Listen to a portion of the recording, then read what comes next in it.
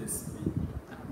La grâce de Jésus, notre Seigneur, l'amour de Dieu le Père et la communion de l'Esprit Saint soient toujours avec vous. Et avec votre esprit. Frères et sœurs, chers amis, préparons-nous à la célébration de l'Eucharistie en ce lundi de la 5e semaine du temps de Carême. Reconnaissons nos pécheurs devant Dieu et implorons sa miséricorde. Je confesse à Dieu Tout-Puissant, je reconnais devant mes frères que j'ai péché en pensée, en parole, par action et par omission. Oui, j'ai vraiment péché. C'est pourquoi je supplie la Vierge Marie, les anges et tous les saints, et vous aussi mes frères, de prier pour moi, le Seigneur notre Dieu. Que Dieu Tout-Puissant nous fasse miséricorde, qu'il nous pardonne nos péchés et nous conduise à la vie éternelle. Seigneur, prends pitié. Seigneur, prends pitié. Ô Christ, prends pitié. Ô Christ, prends pitié. Seigneur, prends pitié. Seigneur, prends pitié. Le Seigneur soit avec vous. Et avec votre esprit. Prions. Dieu, qui nous comble de bénédictions par la richesse infinie de ta grâce, fais-nous quitter ce qui ne peut que vieillir, fais-nous entrer dans ce qui est nouveau, et nous serons préparés à la gloire du royaume. Par Jésus-Christ, ton Fils, notre Seigneur, notre Dieu, qui vit et règne avec toi dans l'unité du Saint-Esprit, maintenant et pour les siècles des siècles. Amen.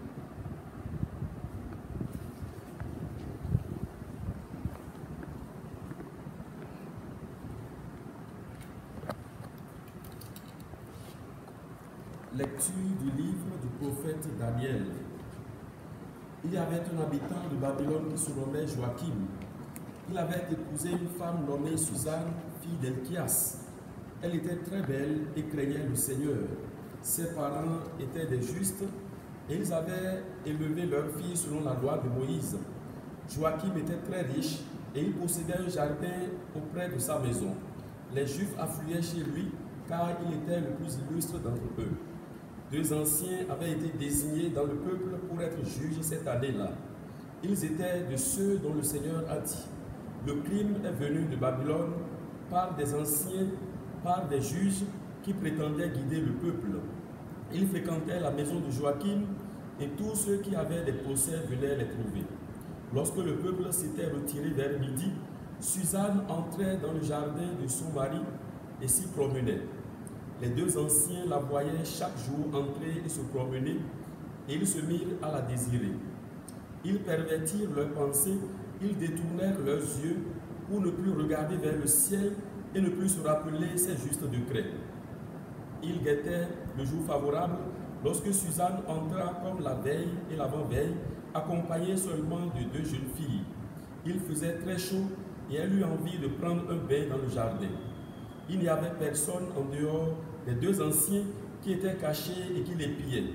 Suzanne dit aux jeunes filles: apportez-moi de quoi me parfumer et me laver, puis fermez les portes du jardin pour que je puisse prendre mon bain. Dès que les jeunes filles furent sorties, les 2 anciens surgirent, coururent vers Suzanne et lui dirent: les portes du jardin sont fermées et on ne nous voit pas. Nous te désirons, sois consentante et viens avec nous. Autrement, nous porterons contre toi ce témoignage: il y avait un jeune homme avec toi, et c'est pour cela que tu as renvoyé les jeunes filles. Suzanne disait en gémissant: de tous côtés, je suis prise au piège. Si je vous cède, c'est la mort pour moi. Si je refuse de céder, je n'échapperai pas à vos mains. Mieux vaut pour moi tomber entre vos mains sans vous céder, plutôt que de pécher aux yeux du Seigneur. Alors Suzanne poussa un grand cri, et les 2 anciens se mirent à crier contre elle. L'un d'eux courut ouvrir les portes du jardin. Les gens de la maison, entendant crier dans le jardin, se précipitèrent par la porte de service pour voir ce qui était arrivé à Suzanne. Quand les anciens eurent raconté leur histoire, les serviteurs furent remplis de honte, car jamais on n'avait dit pareille chose de Suzanne.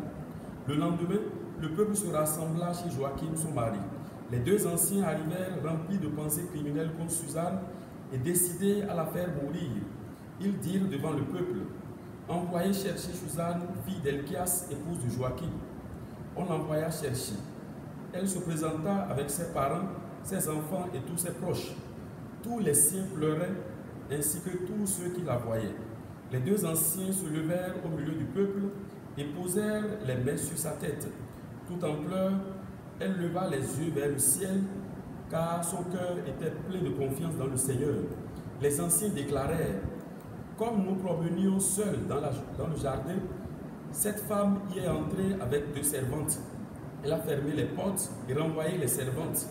Alors un jeune homme qui était caché est venu vers elle et a couché avec elle. Nous étions dans un coin du jardin, nous avons vu le crime et nous avons couru vers eux. Nous les avons vus s'unir, mais nous n'avons pas pu nous emparer du jeune homme car il était plus fort que nous. Il a ouvert la porte et il s'est échappé. Mais elle, nous l'avons saisi et nous lui avons demandé qui était ce jeune homme. Elle n'a pas voulu nous le dire. De tout cela, nous sommes témoins.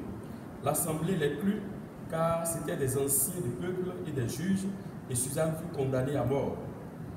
Alors elle cria d'une voix forte: Dieu éternel, toi qui pénètres les secrets, toi qui connais toutes choses avant qu'elles n'arrivent, tu sais qu'ils ont porté contre moi un faux témoignage. Voici que je vais mourir sans avoir rien fait de tout ce que leur méchanceté a imaginé contre moi. Le Seigneur entendit sa voix. Comme on la conduisait à la mort, Dieu éveilla l'esprit de sainteté chez un tout jeune garçon nommé Daniel, qui se mit à crier d'une voix forte: Je suis innocent de la mort de cette femme. Tout le peuple se tourna vers lui et on lui demanda: Que signifie cette parole que tu as prononcée? Alors, debout au milieu du peuple, il leur dit: Filles d'Israël, vous êtes donc fous? Sans interrogatoire, vous recherchez, sans rechercher la vérité, vous avez condamné une fille d'Israël. Revenez au tribunal, car ces gens-là ont porté contre elle un faux témoignage. Tout le peuple revint donc en hâte, et le collège des anciens dit à Daniel: Viens siéger au milieu de nous et donne-nous des explications, car Dieu a fait déjà de toi un ancien.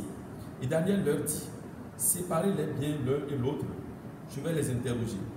Quand on les eut séparés, Daniel appela le premier et lui dit: Toi qui as vieilli dans le mal, tu portes maintenant le poids des péchés que tu as commis autrefois en jugeant injustement.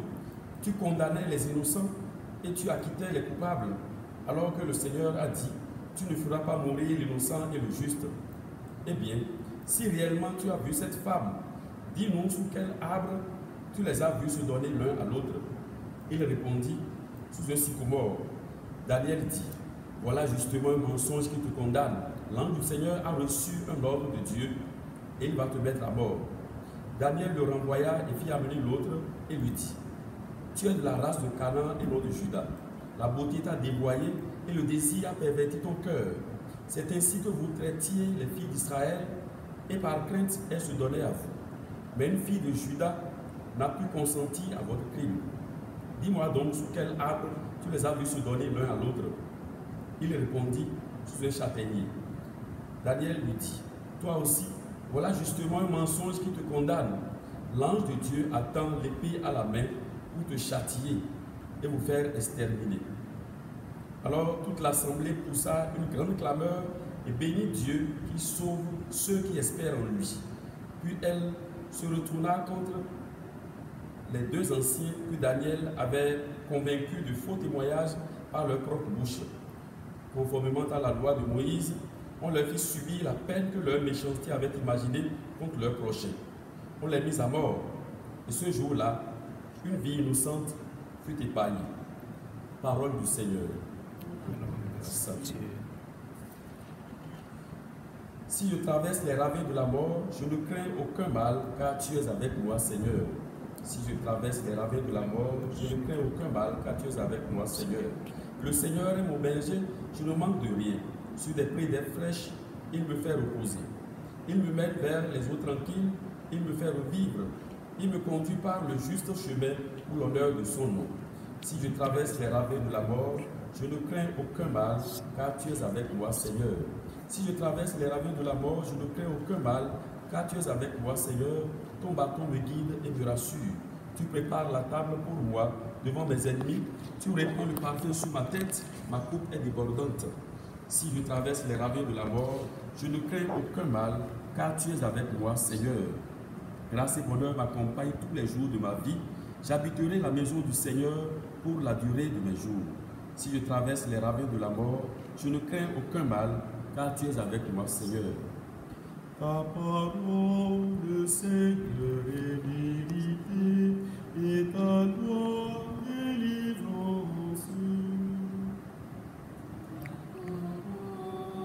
Seigneur est vérité, et ta loi, délivrance.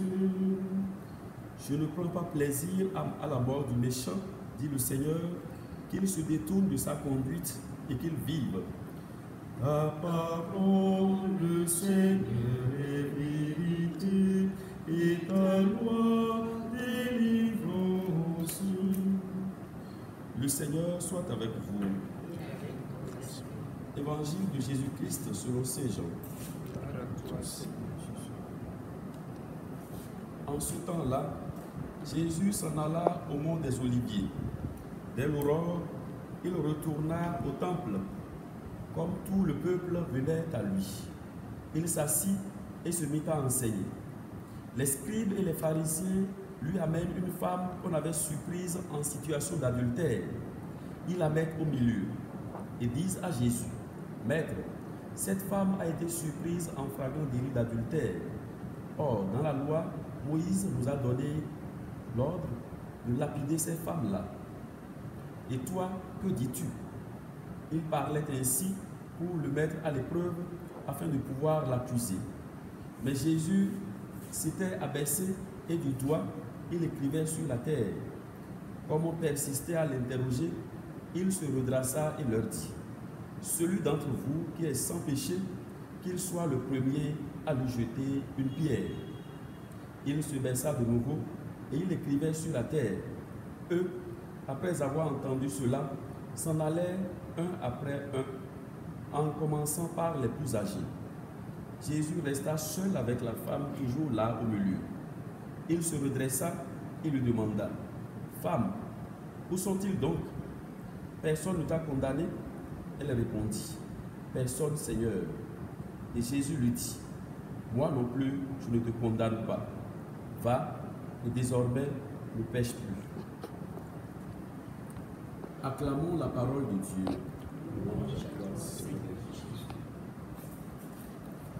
Au nom du Père, du Fils et du Saint-Esprit. Bonjour frères et sœurs.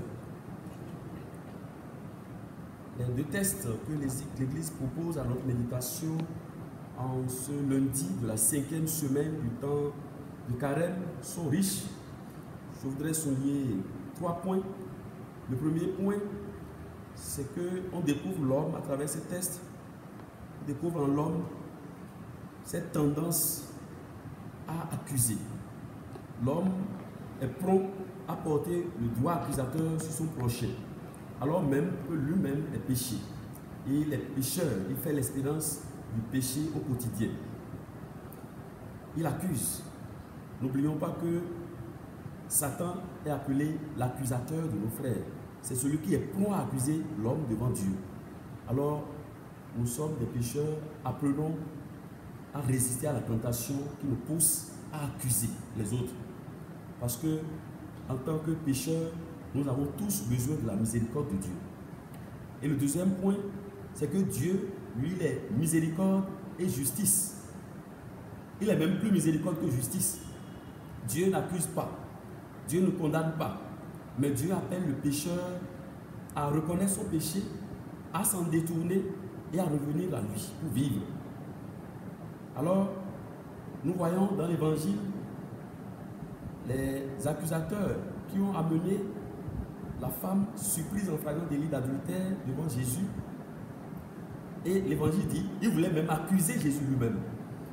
Mais Jésus, qui est le Verbe incarné, qui est venu nous manifester la miséricorde de Dieu, le cœur aimant et plein de compassion de Dieu, qu'est-ce que Jésus a eu comme attitude? Il nous a montré que Dieu est justice et miséricorde. Alors, il dit aux accusateurs, cette femme a péché.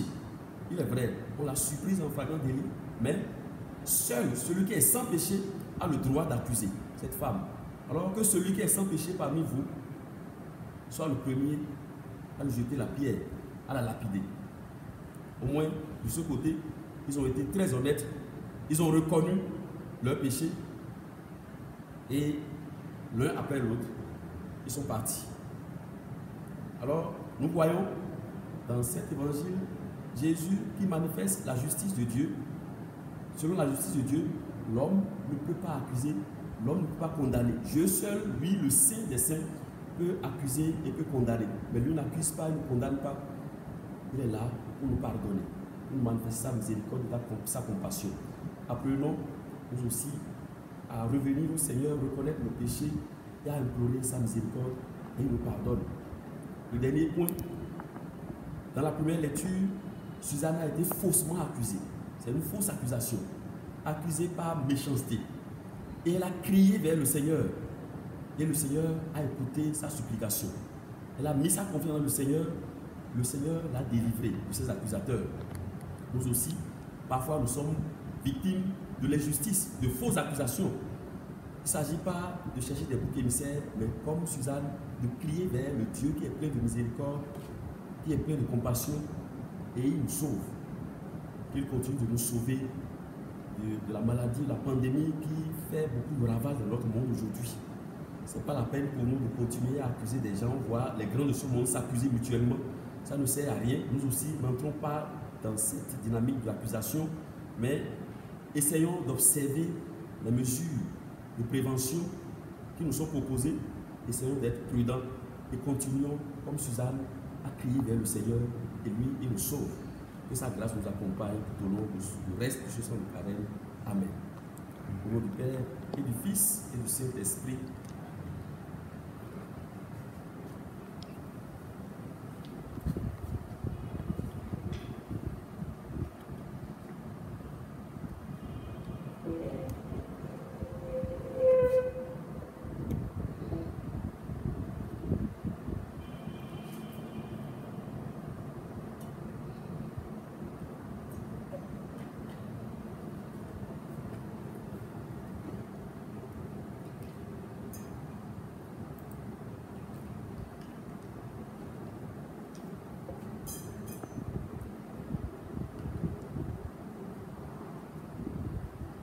Tu es béni, Seigneur, Dieu de l'univers, toi qui nous donnes ce pain, fruit de la terre et le travail des hommes. Nous te le présentons et deviendra le pain de la vie.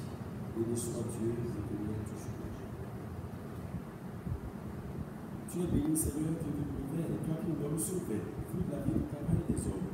Nous te le présentons et deviendra le pain du royaume éternel. Béni soit Dieu, maintenant toujours.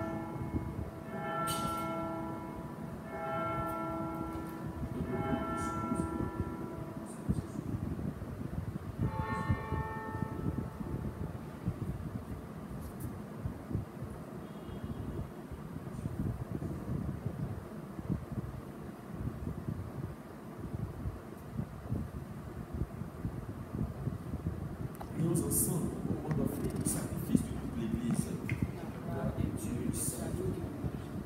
Accorde-nous, Seigneur, cette grâce au moment de célébrer l'Eucharistie. Les renoncements imposés à notre corps nous permettent de nous présenter devant toi avec le cœur purifié. Par Jésus, le Christ, notre Seigneur.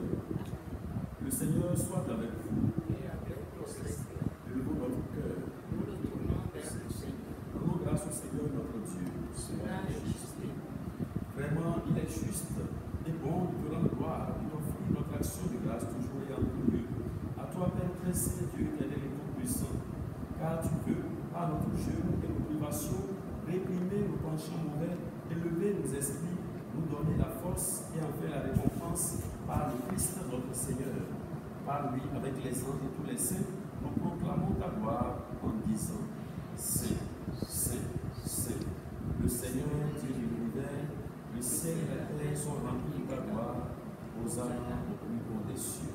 Béni soit celui qui vient au nom du Seigneur. Hosanna au plus haut des cieux.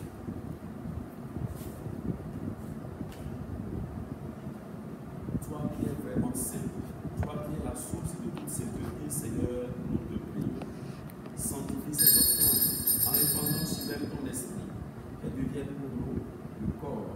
et le sang de Jésus, le Christ, notre Seigneur, au moment d'être livré et d'entrer librement dans sa passion, il prit le pain, il rendit grâce, il le rompit et le donna à ses disciples en disant: Prenez et mangez-en tous, ceci est mon corps livré pour vous.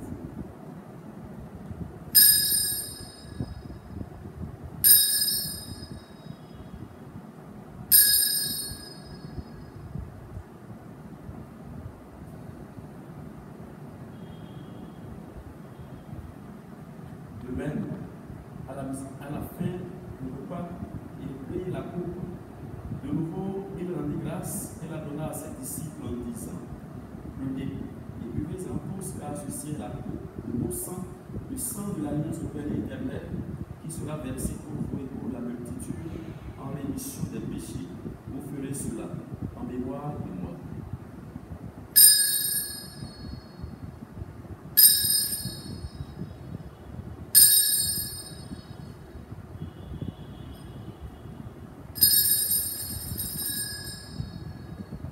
Il est grand le mystère de la foi.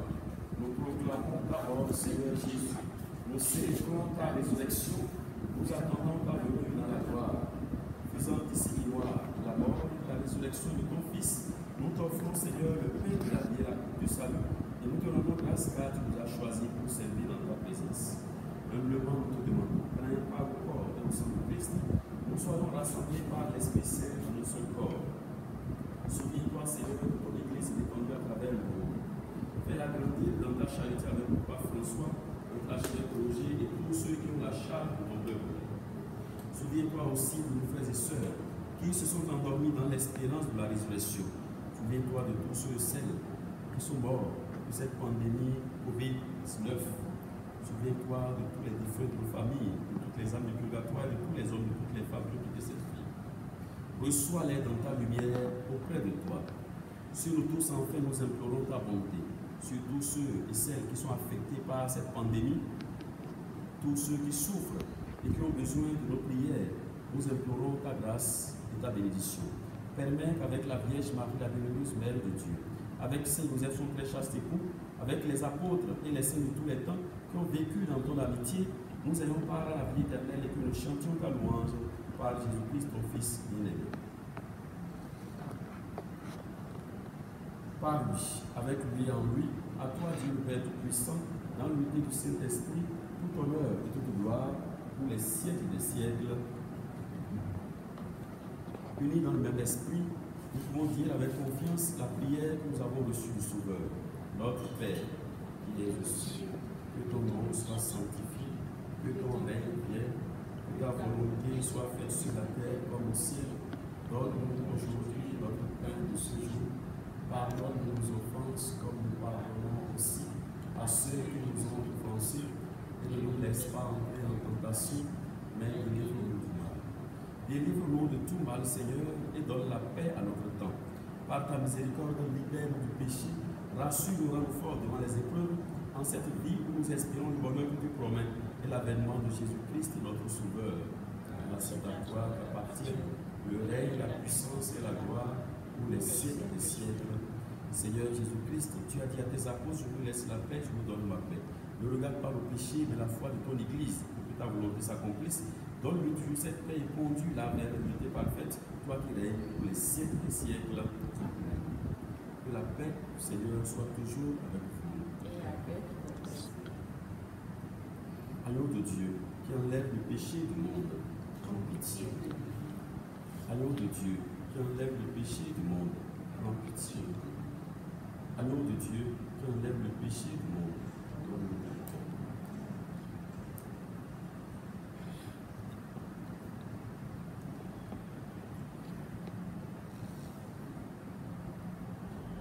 Heureux sommes-nous d'être invités au repas du Seigneur. Voici l'agneau de Dieu qui enlève le péché du monde. Je ne suis pas digne de recevoir, mais dis seulement une parole, je serai guéri. Que le corps et le sang de Christ nous gardent pour la vie éternelle.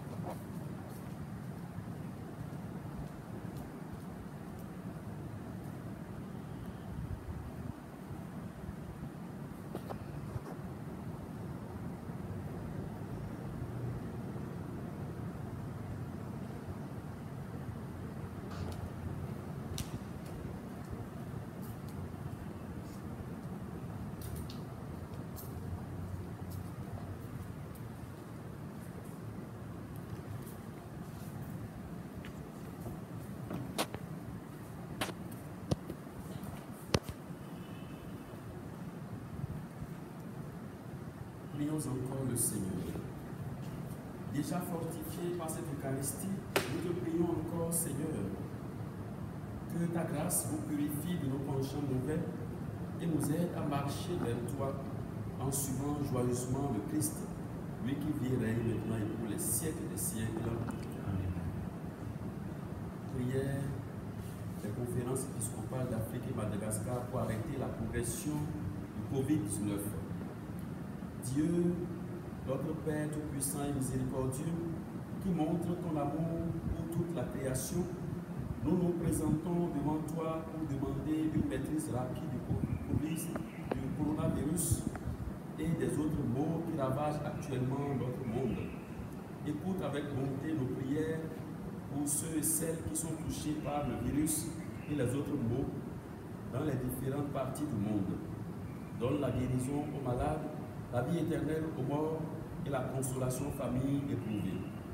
Nous te demandons que le traitement efficace contre cette maladie soit rapidement trouvé. Nous prions pour les gouvernants et pour les autorités sanitaires afin qu'ils prennent des mesures appropriées pour le bien du peuple. Veille sur nous avec sollicitude et pardonne-nous nos manquements. Nous te le demandons par Jésus-Christ, notre Seigneur. Amen. Le Seigneur soit avec vous. Que Dieu Tout-Puissant vous bénisse et vous garde, le Père, le Fils et le Saint-Esprit. Allez dans la paix du Christ. Nous rendons grâce à Dieu. Et à vous.